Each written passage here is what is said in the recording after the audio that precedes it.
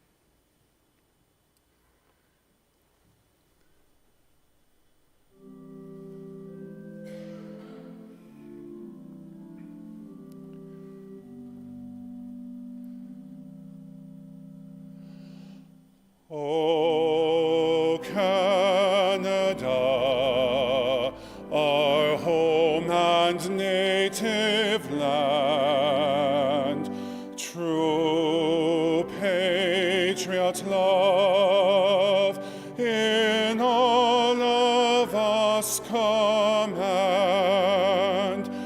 Carton bras et porter le paix, il se portait la croix.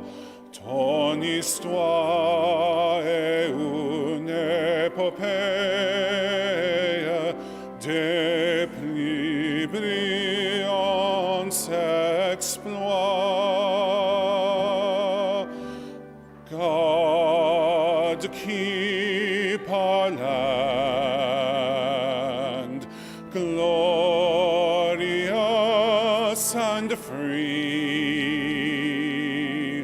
O Canada, we stand on guard for thee.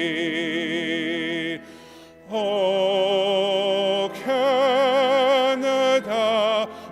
we stand on guard for thee.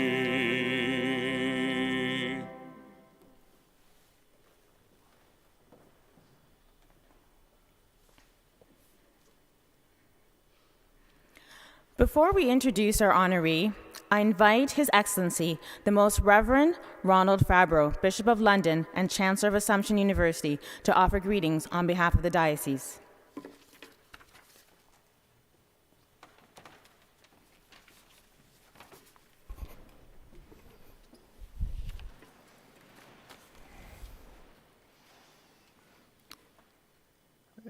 Dear brothers and sisters, I'm very pleased to be with you this evening and to offer my greetings to all of you and to those of you who are joining us by live streaming. 40 years ago, here in Windsor, I recall meeting Father Stan Murphy. He was a humble man who put anyone who approached him at ease. As a young priest, I was inspired by his vision for our church. He founded the Christian Culture series at Assumption University in the 1940s to promote Christian culture and to honor those contemporary women and men who were outstanding models for us. Father Stan disagreed with those in the church who took a very defensive posture relative to modern culture. The church, he believed, needed to be in dialogue with the modern world. Together with our sisters and brothers, we need to keep alive the search for truth, because the search for truth is ultimately the search for God, and for God's plan, which enables us to find fulfillment as human beings. I think Father Stan would have agreed with Pope Francis, who is calling us to a culture of encounter, an encounter that respects the other person's point of view and listens to the other. Creating a culture of encounter begins with realizing that we are all in the same boat. Let us dream, the Pope says, as a single human family, as fellow travelers, as children of the same earth, which is our common home. Each of us bringing the richness of his or her beliefs and convictions, each of us with his or her own voice, brothers and sisters all. Pope Francis rejects a throwaway culture, a culture of indifference. He pleads for a different culture. Only a gaze transformed by justice and charity can enable the dignity of others to be recognized, and as a consequence, the poor to be acknowledged and valued in their dignity, respected in their identity and culture, and thus truly integrated into society. Today, we need people who are examples for us that the dream of Pope Francis and of Father Stan is a goal that we can achieve. The Right Honourable Madame Michaëlle Jean has been a shining light for all of us, a sign of hope. She is a worthy recipient of the Christian Culture Series Gold Medal Award.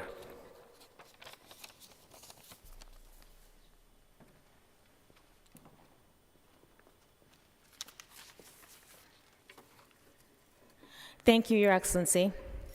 We are honored that you are able to join us and bring warm words on behalf of the Diocese of London. At this time, it is my privilege to introduce the 2021-22 Christian Culture Series Gold Medal Award recipient. The Right Honourable Michaëlle Jean served as the 27th Governor-General and Commander-in-Chief of Canada, taking office in 2005 for a 5-year mandate. As soon as her mandate ended in 2010, the United Nations immediately called on her to become the UNESCO Special Envoy to support reconstruction efforts in Haiti, her country of birth. From 2011 to 2014, Madame Jean served as Chancellor of the University of Ottawa, where her offices as UNESCO Special Envoy were hosted. In 2014, Madame Jean became Secretary General of La Francophonie at the 15th Summit Heads of State and Government held in Dakar, a position to which she devoted her whole energies from 2015 to 2019. Since 2020, Madame Jean has served as Chancellor of St. Paul's University College in Waterloo. For her outstanding achievements, Madame Jean has received some of the following honors: a Companion of the Order of Canada, Commander of the Order of Military Merit, Commander of the Order of Merit of the Police Forces, and received the Canadian Forces Decoration. Also, the Grand Cross of Legion in honor of France, the National Order of Mali, and the National Order of Armenia. In her career, Madame Jean has received 21 honorary doctorates from universities around the globe. A woman of action and vision, Michaëlle Jean has demonstrated fearless commitment in the promotion of peace, including countering terrorism, radicalization, and extremism. Humanistic values, courage, tenaciousness, along with indomitable optimism and creativity are hallmarks of her character. Her voice is gifted with the power to convey everywhere in the multilateral sphere, in every UN forum, from New York to Geneva, all the way to the Security Council, as well as within the European Union, the European Parliament, and the OECD, the African Union. Madame Jean knows how to persuade, mobilize, educate, unite, and testify eloquently to the key issues and state of the world. She is best known for her appreciation for her convictions, her deep sense of universal values, principles, and rules of democracy, rule of law, of justice, of the rights and freedoms in which she never betrays.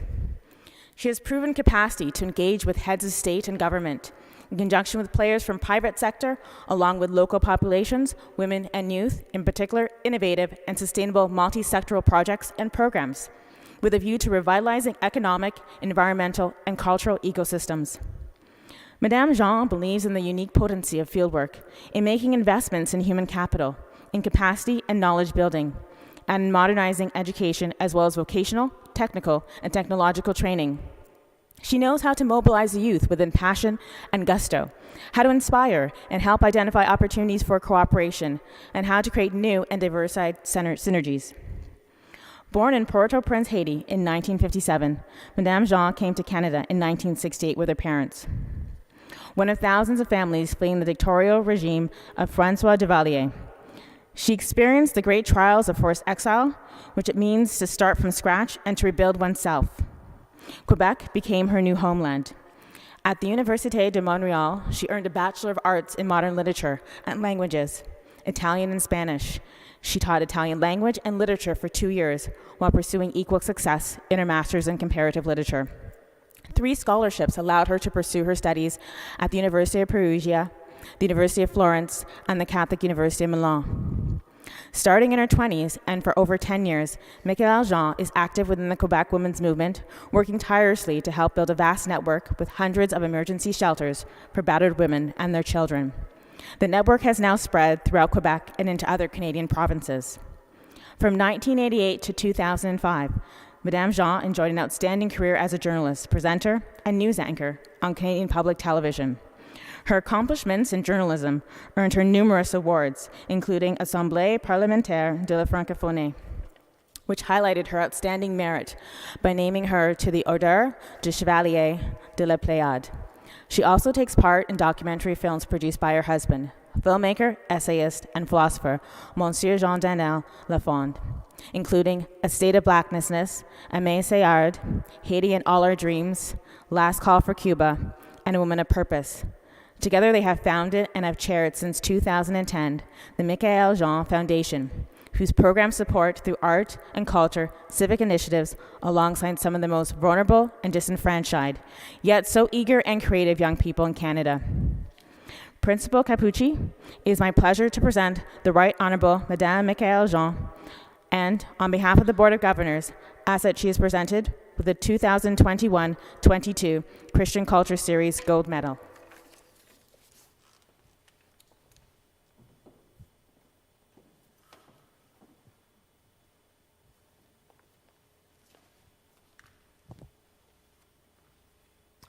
Madame Jean, au nom de l'Université de l'Assomption et de la part du Conseil du gouverneur, j'ai le privilège que tant je suis principal et vice-chancelier de vous présenter le médaille d'or de la série sur la culture chrétienne avec tous les privilèges, honneurs et droits qui y sont attachés. Félicitations, Madame Jean. Congratulations.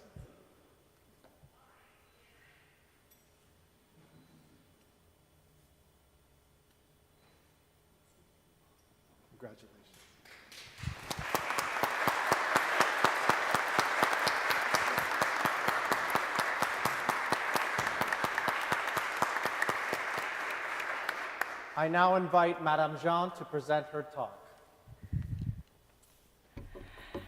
Bonsoir. Good evening.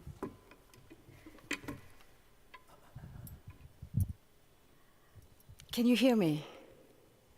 Yes, excellent. Bishop Fabro, Excellency, Dr. Capucci, Fathers, Ms. Lianga, thank you for your kind words of introduction. Distingués invités, Mesdames et Messieurs, chers amis, dear friends, I am filled with emotion as I take to this microphone, overtaken by a mixture of awe and deep gratitude. Standing on this ground, needed by so many historical footsteps, sheltered in the magnificence of this church, Our Lady of the Assumption, I am filled with wonderment and thankfulness. I am in awe before the splendor of this great edifice and prominent landmark steeped in history. Like you, I rejoice that major renovation and restoration work has begun in keeping with the valuable heritage of this place, with roots back to the early 18th century. It is important to acknowledge that this church was built in 1842 on land donated by the Huron nation, and that it is associated with an earlier Jesuit mission for the local Huron and Wendat First Nations. Such restoration comes at a time when the Church is seeking to rebuild honorable relations with Indigenous communities and fully embrace the truth about a betrayed and deeply wounded relationship. I'll come back to that. À cela viennent s'ajouter d'autres faits fondateurs, notamment la présence ici des premiers cultivateurs français, réunis sous le toit de cette même église avec les fidèles issus des Premières Nations. Et je me dois de saluer ici cet héritage francophone, sur ce sol pétri d'histoire qu'ont foulé tant de nations depuis des temps immémoriaux, aux abords de ce splendide chemin d'eau, ce détroit stratégique, navigué depuis toujours entre les grands lacs Huron et Érié, ce point de passage où se croisent depuis longtemps des échanges commerciaux en provenance du continent tout entier. Et j'ai une pensée pour le peuple de la Confédération Wendat, pour cette vaste Huronie, aujourd'hui dispersée, dont le cœur bat toujours parmi sa descendance, plusieurs encore ici dans la région de Windsor, ainsi que dans le village de Wendake, près de Québec. Et j'ai été frappée d'ailleurs tout de suite à mon arrivée hier par les noms de rues comme Ouellette et Parent. Et ce n'est pas sans raison d'ailleurs que l'on trouve ici aujourd'hui le plus ancien établissement permanent français à l'ouest de Montréal. Another major accomplishment is the founding of Assumption College, which ultimately became the University of Windsor, owned by the Roman Catholic Diocese of London, located on a notable site east of the Ambassador Bridge. I understand why the building is loved by parishioners and the wider community. I am also tremendously honored to acknowledge in attendance here members of Sandwich First Baptist Church, one of the oldest Black churches in Ontario. Their building, another important historical landmark, completed in 1851, was designated under the Ontario Heritage Act in 1995 for its connection, to the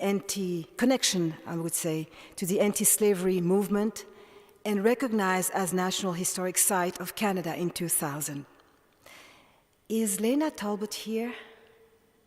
Yes, Lena. Clerk and Heritage Coordinator for the Sandwich First Baptist Church.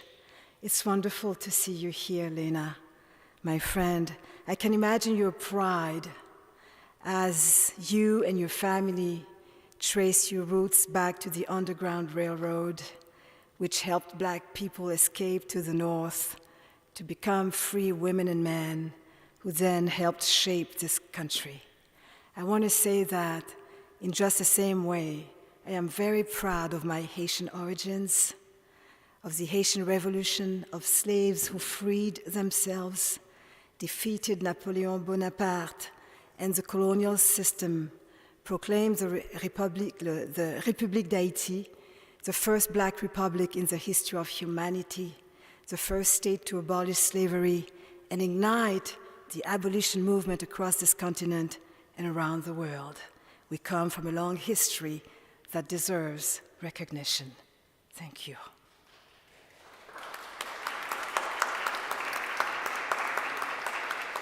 You know, being awarded the Christian Culture Gold Medal is such an honor that goes straight to my heart. I hold it here. With the recognition that faith in universal values can transcend divides, break down solitudes, and contribute to building a better world. When we look at the state of the world today, we realize how much, now more than ever, we need to see these values prevail. The parable of the mustard seeds struck on this medal speaks of the unknowable yet powerful ways our words and actions can disseminate far and wide to grow into surprisingly large trees that shelter, protect, and nourish far beyond the limits of our wildest imagination. With it, I cherish at last a piece by Marie-Adélaïde Anne-Caroline de Béthune, better known as Adé Béthune, whose art for the Catholic Worker newspaper, among others, redefined liturgical iconography to include the saintly exertion of ordinary working people. The life choices of the artist are themselves proof of the mighty power of the small mustard seed. At age 12, Adé Béthune saw a play on the life of St. Francis of Assisi, which led to her lifelong decision to become a disciple, live in poverty, and serve social justice through the arts. After she moved to the US, she was drawn to the Catholic Worker movement, co-founded by Dorothy Day, with whom I now share this award. What an honor. Taking special care of the poor and underprivileged is something other celebrated recipients of the medal have in common, And I'm so thankful for your invitation to be in such good company. With her and other recipients, I share wholeheartedly the life-steering belief in goodness, discipline, and knowledge in the service of humanity, the three cardinal values that drive Basilian communities and institutions, including this parish and, of course, Assumption University itself. Through you, I have learned about the Congregation of Saint Basil, how it was born in France 200 years ago in 1822, after surviving years of turmoil and persecution under La Terreur, the terror period of the French Revolution.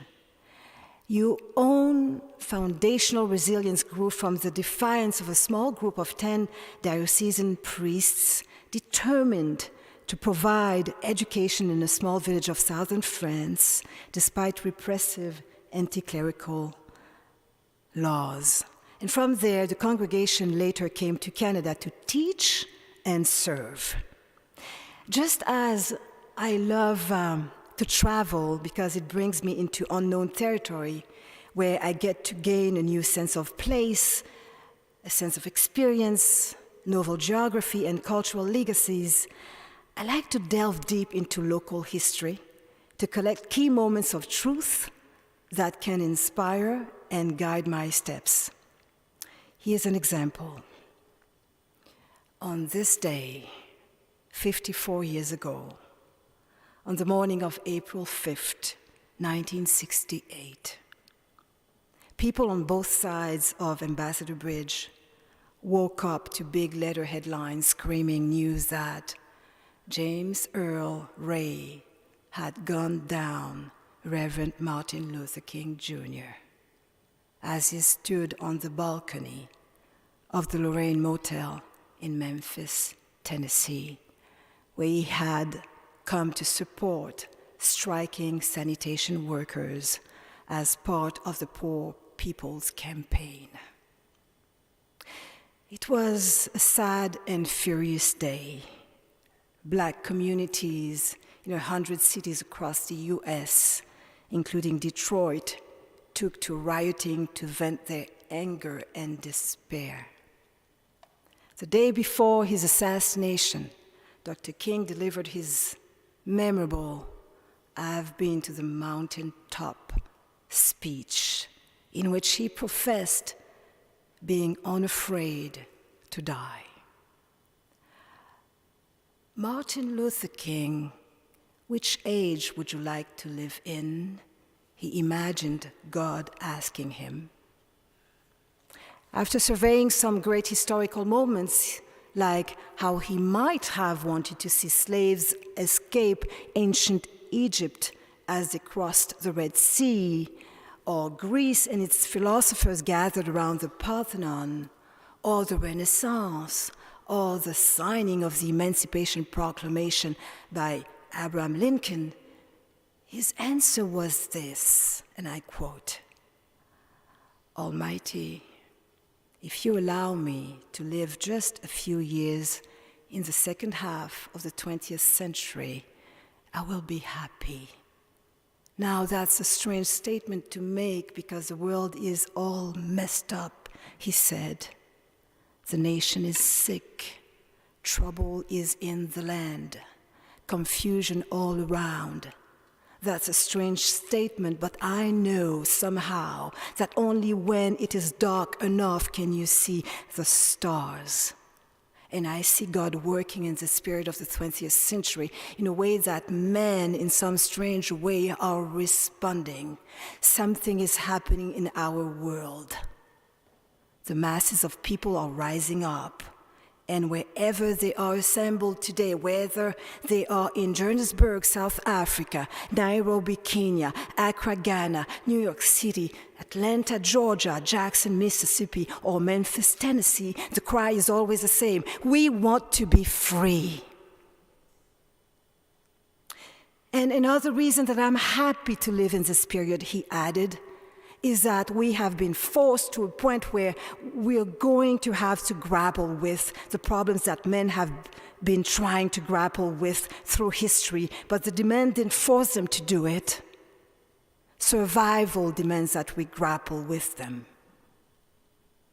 Men for years now have been talking about war and peace, but now no longer can they just talk about it. It is no longer a choice between violence and non-violence in this world. It's between non-violence and non-existence. End of quote. April 5th, 1968 was the second time in less than a year that Windsorites saw fire and smoke rise from the neighboring city.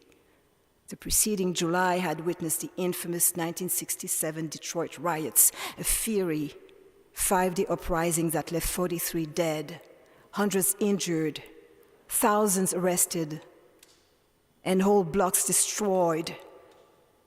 An event memorialized by Gordon Lightfoot's song, Black Day in July.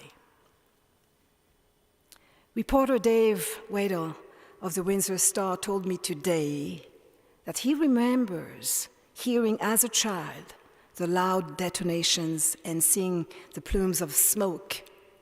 He told me how Windsor hosted Martin Luther King Jr. many times, and how the city was for many years a choice destination for Black American leaders. The riot dominated the media for a week during the long, hot summer of 1967. On the Canadian side of the border, it focused attention on core issues of racism and poverty, not only in the US, but in Ontario cities like Windsor that had sizable Black populations. Despite Canada's self-image as a haven for fugitive slaves, there is a long history of Canadian racism against people of African ancestry who found freedom, but not necessarily equality, at the end of the Underground Railroad. Slavery was also practiced in Canada.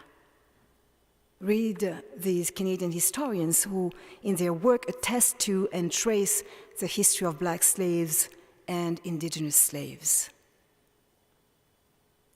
By another strange coincidence, today also marks exactly 92 years since the last leg of Gandhi's epic Salt March to the Arabian Sea coast, a day that ignited a massive movement of civil disobedience and nonviolent defiance that eventually freed India from British rule.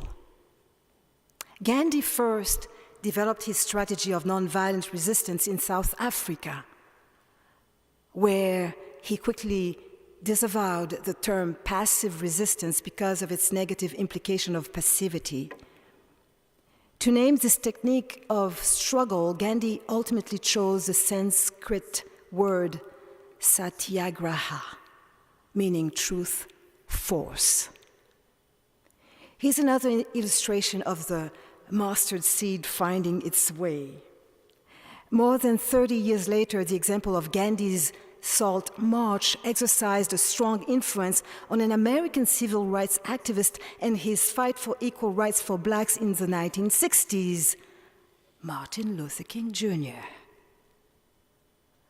So let me quote his words again.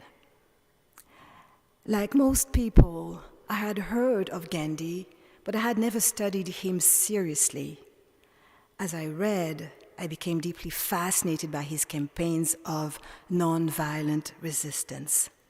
I was particularly moved by his Salt March to the sea and his numerous fasts. The whole concept of satyagraha, satya is truth, which equals love, and agraha is force. Satyagraha, therefore, means truth, force, or love, force. As I delved deeper into the philosophy of Gandhi, my skepticism concerning the power of love gradually diminished, and I came to see for the first time its potency in the area of social reform. End of quote. The path of truth and love indeed requires courage.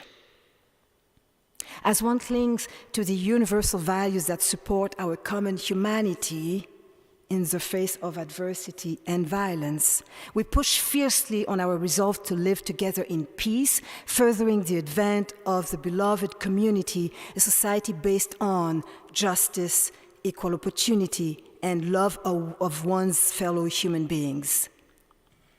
Speaking truth to power, I would say, is a core practice that I have taken with me throughout my life. When the present doesn't recognize the wrongs of the past, the future takes its revenge. These were the words I chose 14 years ago to address survivors of the Indian residential schools, their children and grandchildren, and all Canadians when, as Governor General, I launched the Truth and Reconciliation Commission. For that reason, I said, we must never turn away from the opportunity of confronting history together, the opportunity to right a historical wrong.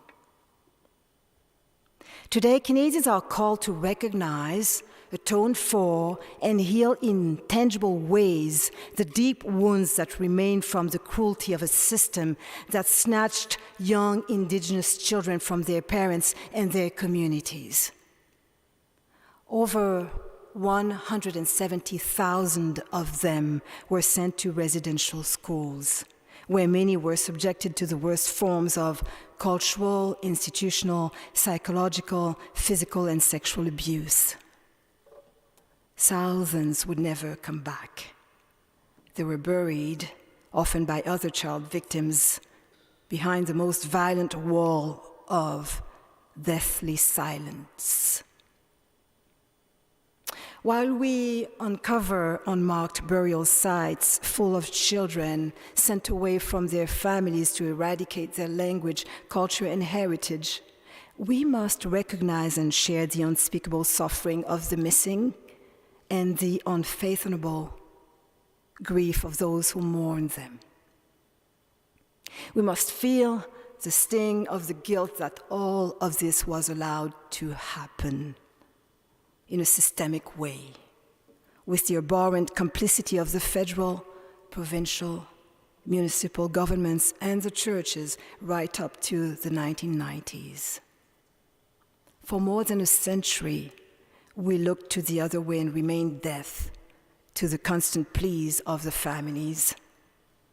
This is not an Indigenous issue. It is a Canadian issue that concerns us all with renewed urgency. The history of every country is complex and steeped in suffering. Ours does not escape that reality. Truth-telling also requires great courage. Even more is needed to face up to our responsibility. History has caught up with us with the most abominable facts. And the time has come to recognize and fully confront the devastating effects of this system bent on crushing lives. Its intergenerational consequences are still being felt today.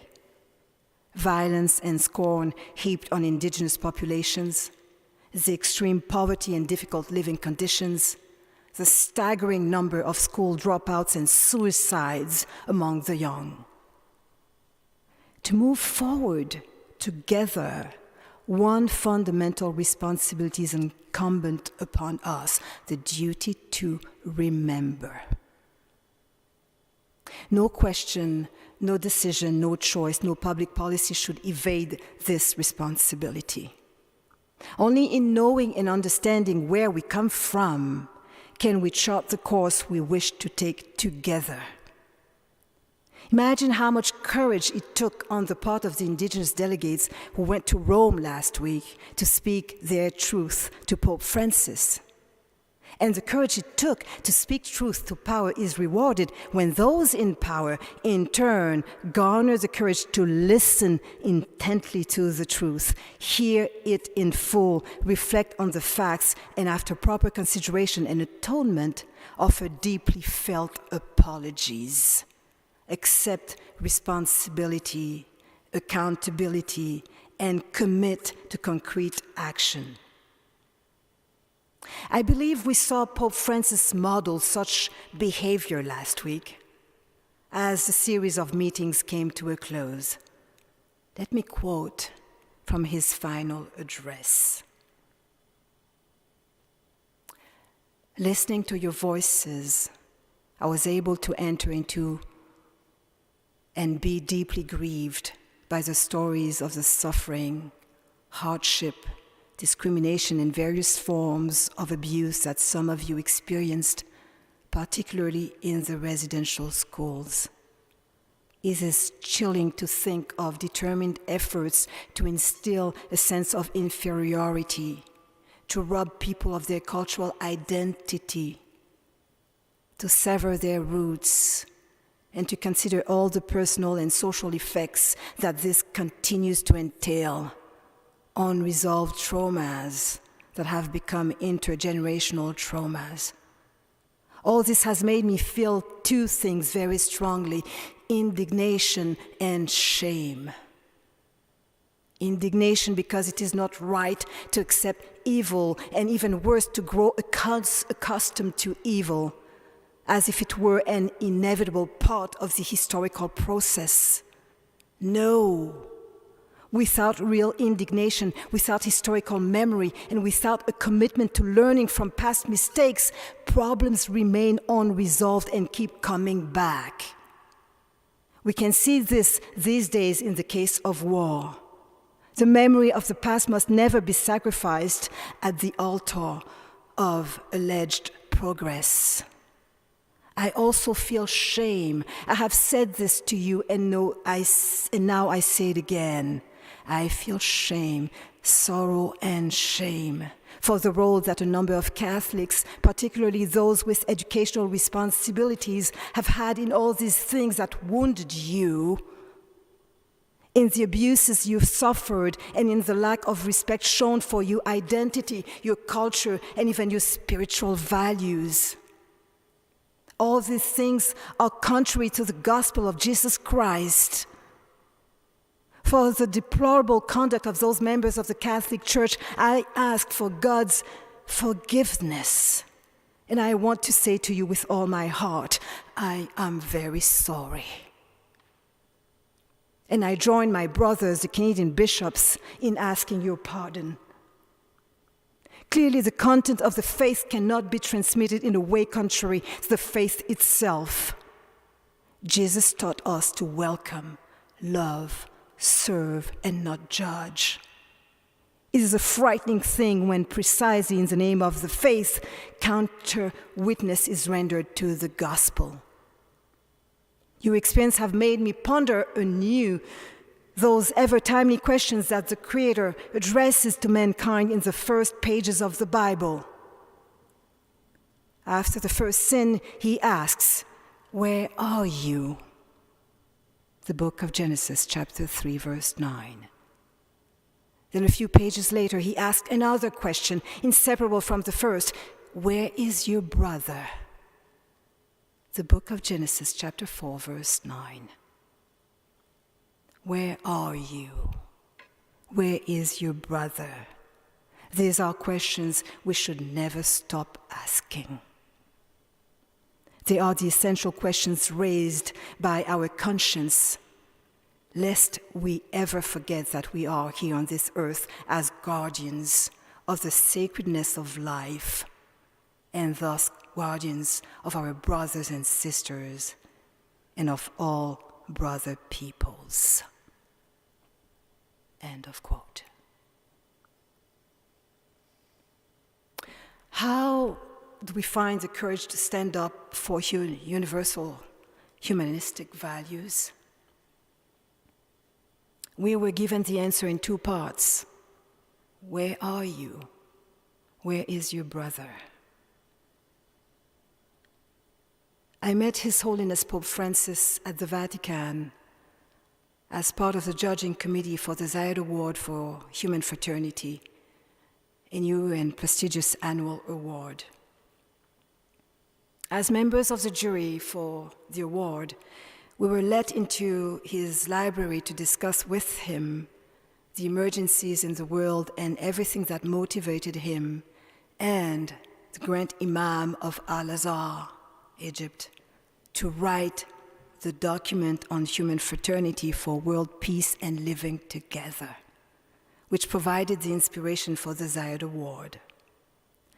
I was deeply impressed by the Pope's exceptional listening skills and the very sensitive choice of each of his words, his open-mindedness, his sense of urgency, and his will to mobilize the world on primordial issues of justice, equity, respect for human rights and freedoms, the importance of dialogue, the need to act in ways that ensure the security of populations, that protect the environment and safeguard the planet. And nothing escapes him. There is not a single subject that cannot be discussed with him, whether it involves the rights of women, homosexual couples and parents. His integrity is undivided and he reasons from the heart. His decision to go to Iraq, for instance, the first visit to the Arabian Peninsula by a pope, and before that to the Central African Republic, a country haunted for several years by conflicts, sectarian violence and targeted killings motivated by religion. Despite the many who opposed the trips out of concern for his safety, shows how much Pope Francis is a man of truth, a man of courage, and a man of responsibility. Hence his decision to welcome and hear representatives from indigenous communities, survivors of residential schools, parents and relatives of children who have disappeared and died in these institutions, his apology and his decision to come to Canada to continue the dialogue and show accountability. To me, speaking truth to power has always meant standing up, for example, for women's rights, wherever I was, including in my meetings with both Pope Francis and Pope Benedict XVI. I met the latter as Governor General of Canada just a few months after our country legalized same-sex marriage, a subject I did not fail to discuss with him. Women's rights are human rights, and this truth always drove me to action. Feminism is part of who I am. Still in my teens, I joined the movement to stop violence against women. I worked for more than 10 years developing the largest network of emergency shelters for women and their children fleeing domestic violence, first in Quebec, then elsewhere in Canada. The well-being of humanity depends fundamentally on respect for the sexual and reproductive rights of everyone without exception. Yes, this link, though often established, remains contested. This is why I agreed to co-chair the high-level commission of the United Nations Population Fund, UNFPA, that brings together 25 commissioners from around the world, leaders of organizations from various sectors, researchers and specialists to oversee the realization of sexual and reproductive health rights and justice for all.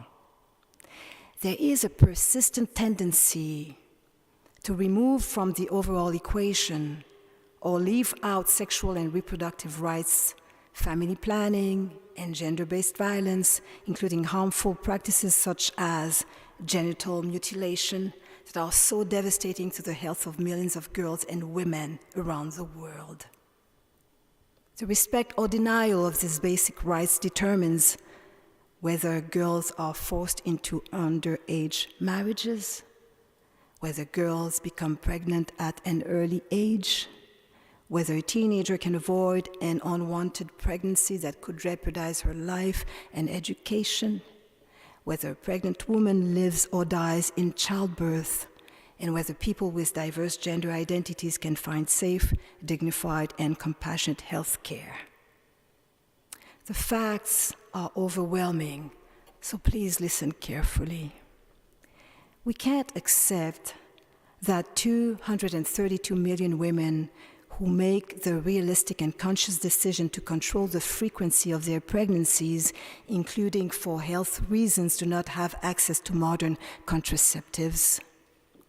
Every day, between 800 to 1,000 women die in childbirth from preventable causes. Every day, tens of thousands of girls barely entering puberty are forcibly married. These childhood rapes constitute a crime. Every day, more than 10,000 girls are subjected to genital mutilation, which is not only cruel and traumatic, but often has devastating health consequences.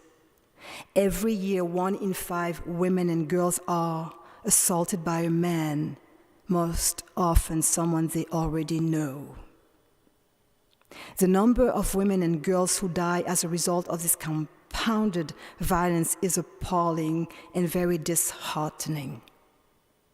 We cannot fail to understand the combativeness of women who will not cease to demand respect for their dignity, their choices, their free will. Is respect not the highest expression of human fraternity?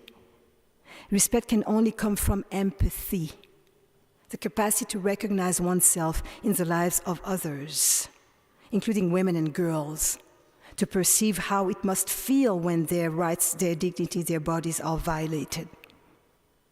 And of course, women will not back down from demanding these crucial and fundamental rights. They want to be heard and considered, including by religious authorities and institutions, in this crucial dimension of their lives. It is a question of justice, of respect for dignity, their physical and psychological integrity. These words I have written and spoken before the highest religious authorities in the world. And a rabbi I met a few weeks ago said, "This was very courageous of you." And I said, "I don't know if it was courageous or not, but if it was necessary courage." You know, like you, I see that the world is everywhere in crisis. One disruption follows another. The sense of great anxiety, isolation, and urgency is palpable. These are difficult times, so terribly uncertain. And I confess I too struggle to never let myself be defeated, to keep my spirits up, to remain hopeful.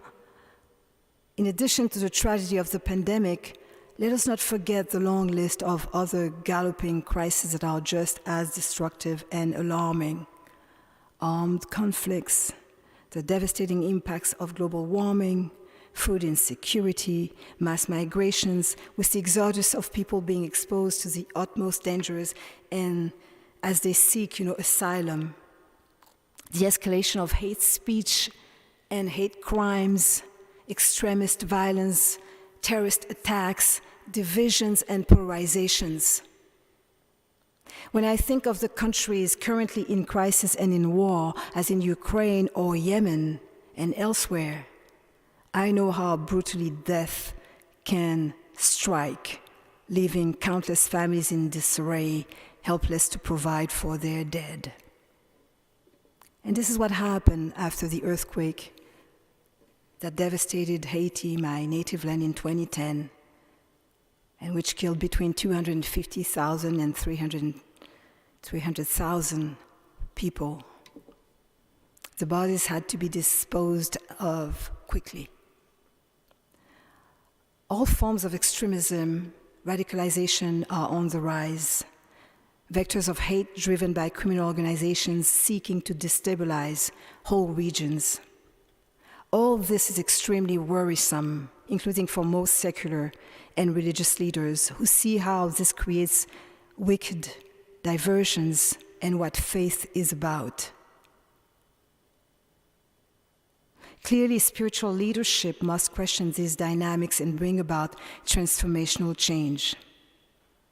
This at a time when religious organizations and people of faith and governments are confronted by their own wrongdoings and history of abuse. The confusion is also indicative of profound crisis within the church, the Muslim world, and other faiths.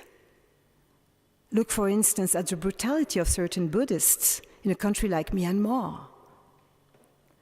As Governor General and Commander-in-Chief of Canada, and later as Secretary General of La Francophonie, which brings together 88 states and governments around the world, I have seen firsthand the devastating impact of terrorism in different countries. I've also had to coordinate and support actions to prevent radicalization, recruitment, and extremism, of which so many young people in situations of vulnerability and exclusion are the first victims. That is the reason why I applaud His Eminence the Grand Imam of Al-Azhar, Ahmed El-Tayeb, and Pope Francis, as they declare the adoption of a culture of dialogue as the path, mutual cooperation as the code of conduct, reciprocal understanding as the method and standard. More specifically, they commit themselves as religious leaders to a common approach against terrorism and extremism waged in the name of religion. And I'm proud to say that the work we do at the Michaëlle Foundation with at-risk youth across Canada also serves to protect them from extremist and criminal organizations. We encourage and support their civic initiatives in favor of equity, social justice, and human solidarity. We create open spaces for dialogue, reflection, and creativity.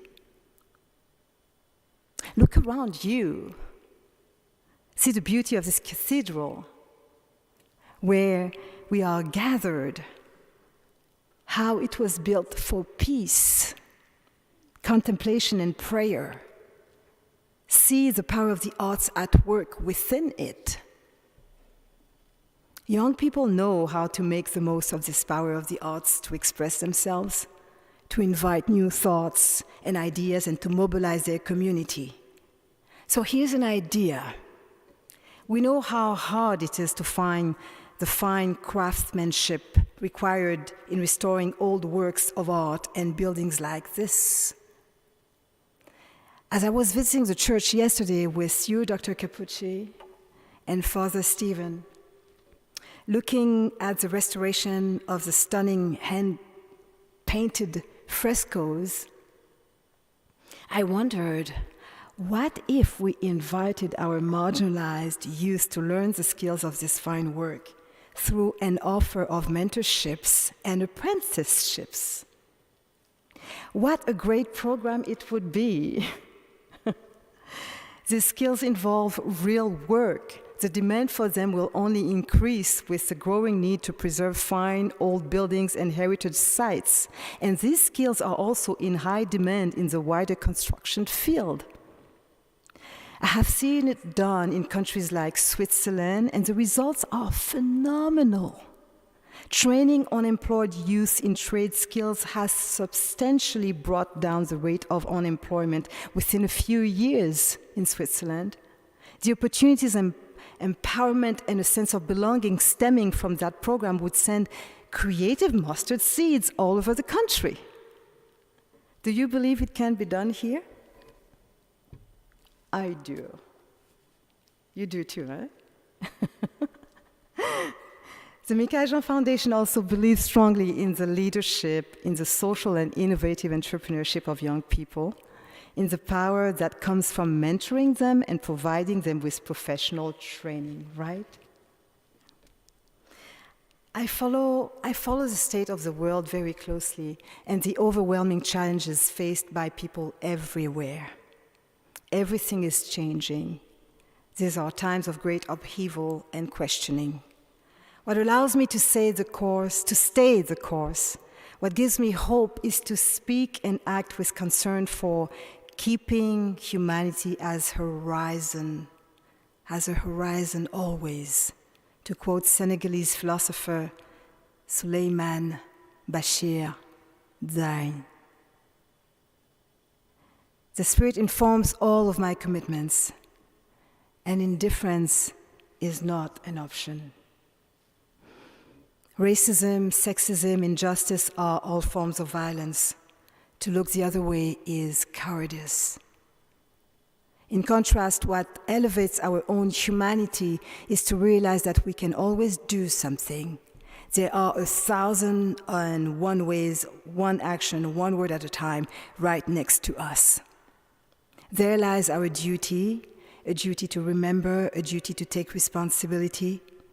And from serving this twin duty, I draw an irrepressible optimism that remains with me through all the struggles I wage with humility, giving myself fully alongside multitudes of other women, men, young people, and populations armed with an immense courage, a constant and indomitable will, driven by the belief in the common good, a force that allows them to push back against the impossible. These last 2 years have marked a turning point for Canada. In the midst of the trials and tribulations of the pandemic, voices came from the far reaches of the most marginalized. Voices with clear demands were raised to create a society as open, as good as it is beautiful. These voices have spoken forcefully about the urgent need to rethink our ways and build a society based on greater justice, equity, recognition, sustainability, and accountability. From the consequences of the coronavirus attack on our individual and collective lungs, to the smothering heat of the current climate crisis, to the brutal knee of oppression on the neck of too many lives, now more than ever, we need to define what the true meaning of our collective history can be and chart a new course together. And it has to matter to all. The responsibility to act urgently is shared by everyone. So I leave you with this call for courage and a deep empathy for everything it entails. Let us work and breathe together in the light and the joy that comes from walking in beauty and truth, love and courage. Je vous remercie. Miigwech, thank you. Bless you all. Thank you. Thank you.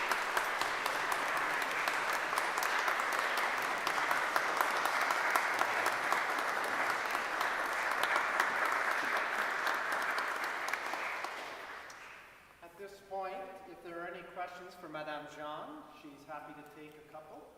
And Father Stephen has brought the microphone forward. Very daunting, isn't it?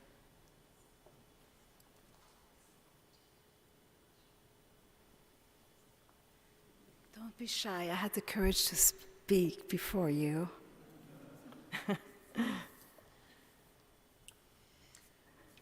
I love your idea of the mustard seed and training young people to learn how to do fine arts that would help keep places like this or restore them.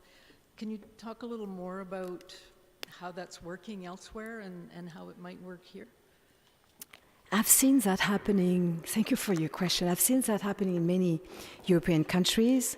I've seen it in Italy, in France, and other European countries, where really every time they have major works like the one involved here for restoration, renovation, they try to include young people in programs that are dedicated to apprenticeship so that they can actually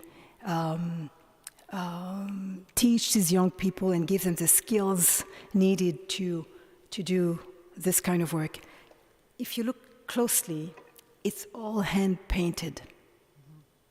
So think of the beautiful murals and graffiti that young people, right, really make in our cities to bring colors to our cities and the talent they have.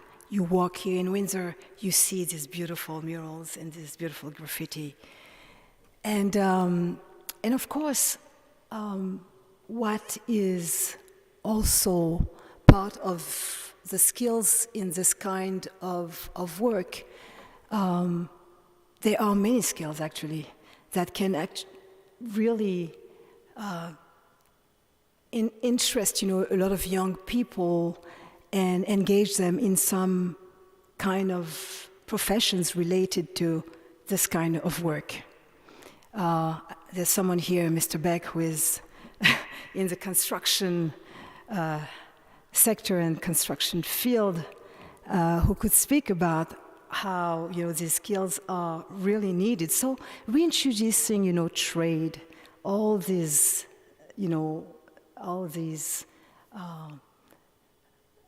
kind of work could create jobs for a lot of young people, but more than that, give them the pride of being part of this accomplishment, giving them a sense of belonging, empower them, and actually start interesting them in seeing, what they are capable of. Really, it is worth it. And really, as I said, I see it happening in many countries. And when I raised this with Mr. Capucci, he was very happy, and Father Stephen also. We were very excited about this idea, and I would love to continue this conversation so we can see how we could make it happen. I was just wondering if you've seen any evidence of it happening in Canada anywhere. Not really. Maybe, I don't know, but not really. I haven't seen that happening where young people were really embedded in these teams and learning with mentorship, and having them, contribute to this kind of work. But in Europe, very common. Yeah. Thank you very much. Thank you. Merci. Good evening, Madame Jean. I have enjoyed your presentation very much. One of the things that I noticed today is that there is an undercurrent of disbelief and mistrust, I would say, in what are core values. And I look at it from the perspective of what rules I grew up with in terms of behavior, in terms of courtesy, which seem to be present, but more in a sense of, what was that process where we went through, where we pretended to be gracious, and yet we're not gracious at all. We were really being very subversive in the way we talk to people and what we expected of their behavior. How can we get around, or how can we undermine that in a positive way so that we don't have things like the truckers speaking about rights? And rights involve responsibilities, and we seem to have lost that concept. Yeah. You're so right. It's very disturbing, right? And what we are seeing is an erosion of trust. Mm-hmm. Trust in our institutions. An erosion also of a sense of respect for the other, and respect also for what is the common good and collectivity. I found very troubling with the kind of behavior we also, witnessed in Ottawa, where I live, downtown Ottawa, like you did here around the bridge. And people really using, the concept and the value of freedom in a way that was a counter. Est-ce qu'on dit ça, un contresens? Mm-hmm. Contresens, comment on dit contresens? The opposite. Okay. And I couldn't help but think, those who have been deprived of their freedom know that what this crowd was asking for and was claiming had nothing to do with what freedom is about. That's what I thought, but And you know what? What also was quite shocking, take the African continent. Do you know how many people have had access to one shot against COVID-19 on that whole continent? almost none. 10% of the population on the whole continent. 10%. Look at us here. How many shots have we got? Well, How many? I've had 4. You've had 4, 3. You see? Look at the opportunity given to us to have access to vaccines, and you have people saying, well, this is a denial of my freedom. But at the same time, what I felt is immense anxiety. When I looked at the people demonstrating, I could feel their anxiety. The world is changing. Mm-hmm. Very much so. Very much so. And what some truck drivers really fear?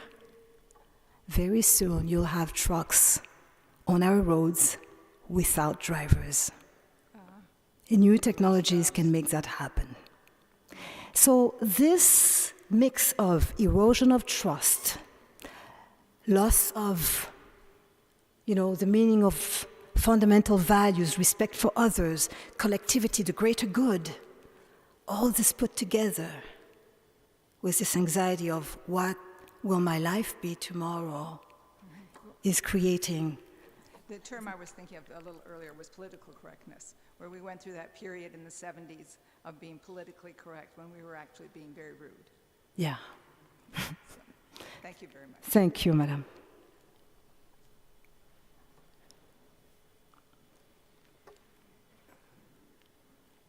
Yes, please.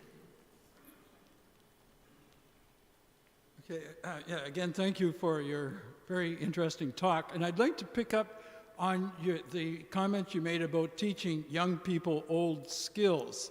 Another aspect of that same idea.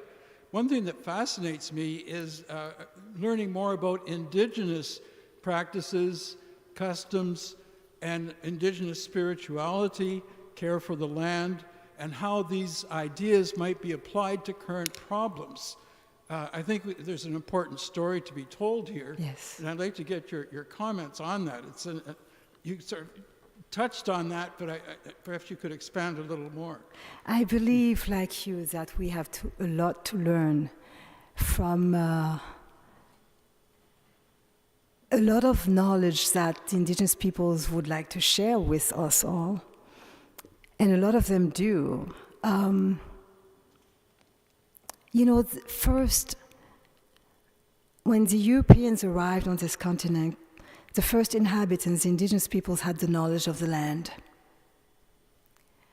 When I went to the Arctic and I was on the territory, and I could see how far they could see, what they can read about what is happening with global warming.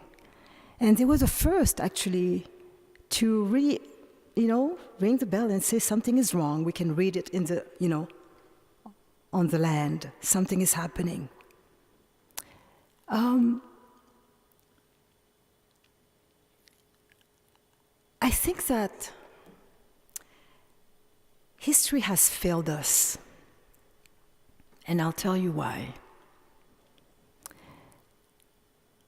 When Europeans arrived on this continent and encountered the indigenous peoples, it could have been completely different. It could have been a moment where civilizations meet and come together wanting to learn from one another. It went totally to the opposite, in the opposite direction. With, for example, this idea of white supremacy, the superiority of Europeans on others, the desire to conquer, the desire also to dispossess, to dominate the other. It could have been different. Imagine what it could have been. A moment where we could celebrate, each one could celebrate what they are and share and learn from each other. I cannot help but think about that all the time. So, we've all been dispossessed. So that's why, this moment of truth and reconciliation is about exactly what you're saying. Let's actually make sure that this time we can come together, listening to each other in reciprocity, recognizing what, we have to offer to one another, working in partnership, coming together, and thinking of development as a shared process and opportunity. And we can do that. Indigenous peoples themselves are trying actually to reconquer what they have been dispossessed of. I see the Indigenous Arts Collective that brings together hundreds of Indigenous women who try actually to do just that. Regain the knowledge of the crafts, or this rich legacy, and teach the young generation and teach others who are interested and show the beauty of the work. It's wonderful. This is a moment where something really amazing can happen. And we need to make it happen.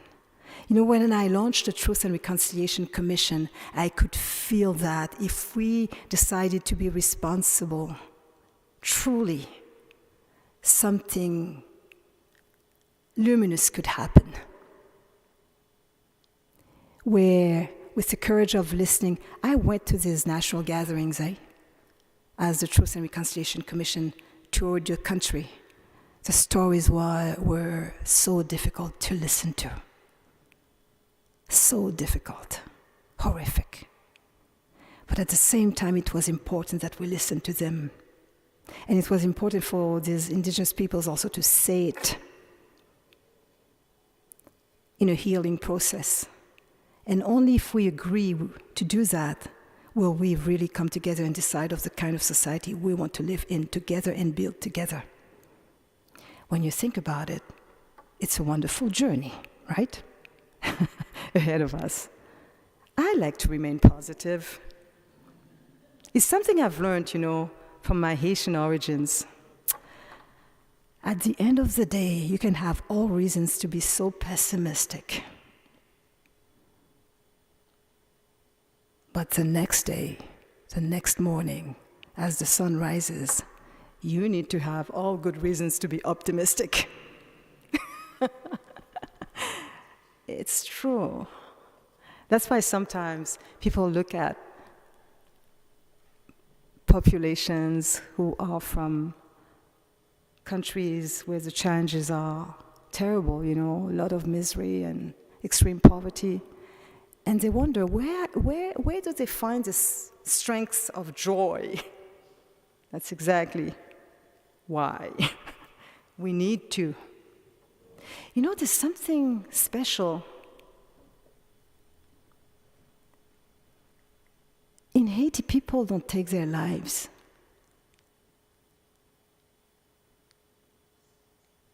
It's special, eh? And you know why? Because even if the challenges are terrible and we struggle every day, we know where we come from. We have a sense of what we have achieved. We had a chance to be born again, and we did that with courage, and not just for ourselves, but for humanity. It's very special, the state of mind that it creates.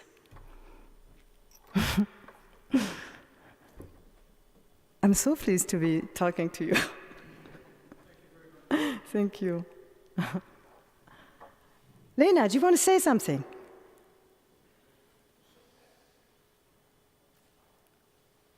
Two churches coming together today.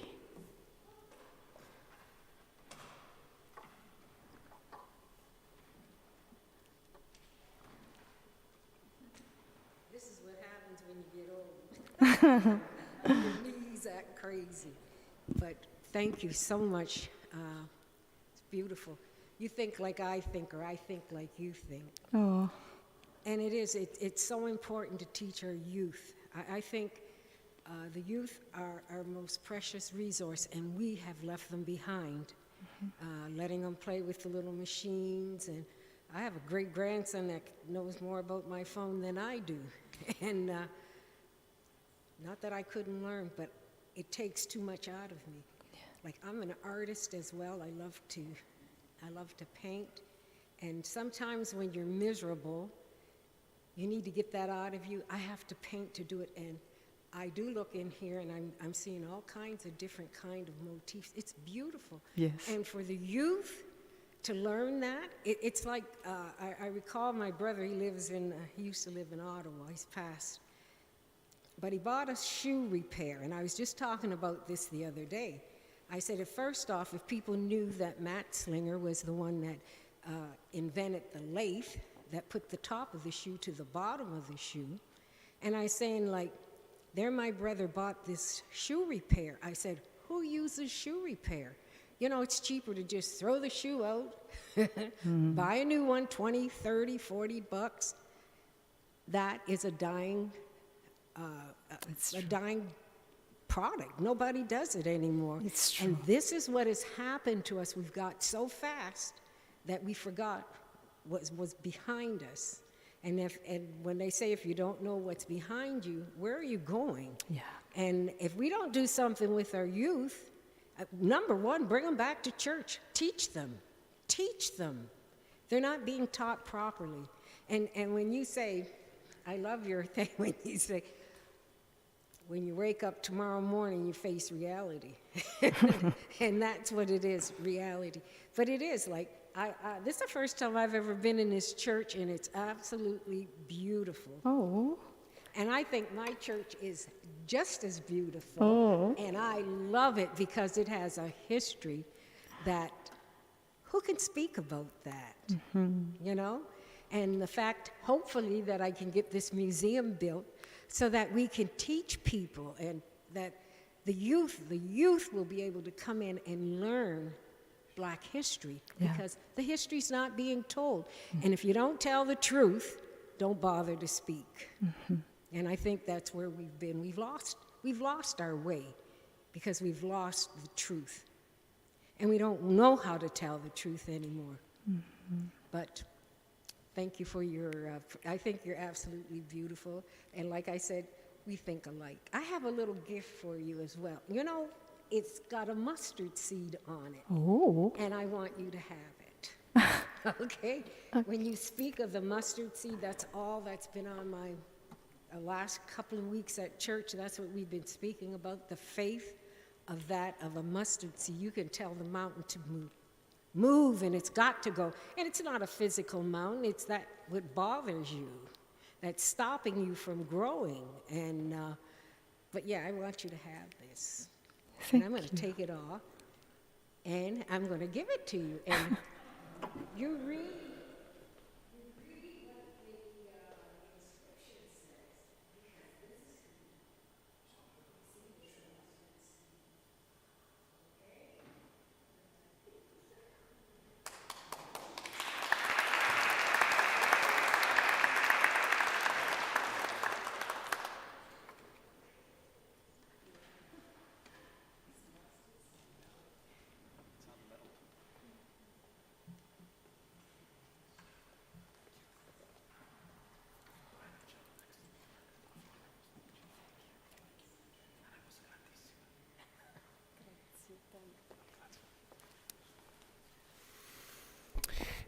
I've had the pleasure of speaking with Madame Jean for the past 2 days, and she tells me this is her first time in Windsor.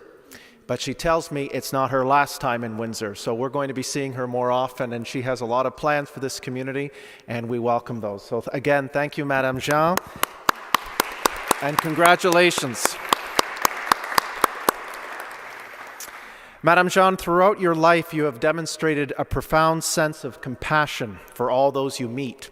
The Trappist monk Thomas Merton wrote that compassion is the keen awareness of the interdependence of all things. By exuding compassion, you are able to break down solitudes between peoples and promote a society based on acceptance, inclusion, kindness, patience, and justice. The creation of a society based on these values align directly with the purpose of the Christian Culture series. Once again, on behalf of Assumption University, I congratulate you on being this year's Christian Culture Series Gold Medal recipient. And as Ms. Talbot mentioned, and I mentioned, the mustard seed plays heavily in tonight's evening. I am delighted that Bishop Fabra was able to join us this evening and bring greetings on behalf of the diocese. I am also grateful to Ms. Stephanie Lianga, one of our newest board members to the Board of Governors, and right away we put her to work as being the MC for tonight's evening. And thank you for your wonderful introduction. I appreciate the work of our team at Assumption, Mrs. Cecile Bertrand-Scory, Ms. Jessica Lemon, and Mrs. Moyer Belmore for organizing, promoting, and delivering this event. A special thanks is accorded to Father Stephen Huber and Mr. Michael Ricketts in the back for their musical talents, which added to the specialness and solemnity of this evening. Of course, I thank you all for attending this year's Christian Culture Series Gold Medal event, both virtually and in person. And please do stay tuned for the announcement of next year's event and the recipient of the 2022-23 gold medalist. As always, you're welcome to join us on Facebook and Twitter and watch what Assumption has in store. I thank you all and have a wonderful evening. Thank you.